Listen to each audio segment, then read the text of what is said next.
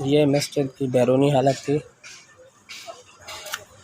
अब मैं आपको मस्जिद के अंदर की हालत दिखाता हूँ।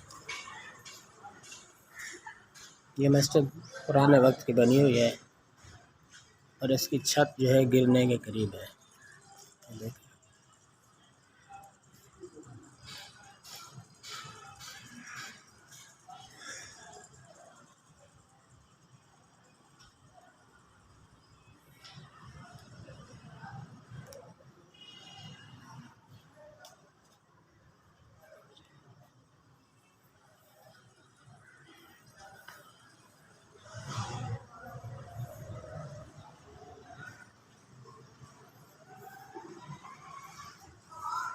और ये मस्जिद का हाल जो है ये गारे की चुनाई से बना हुआ है।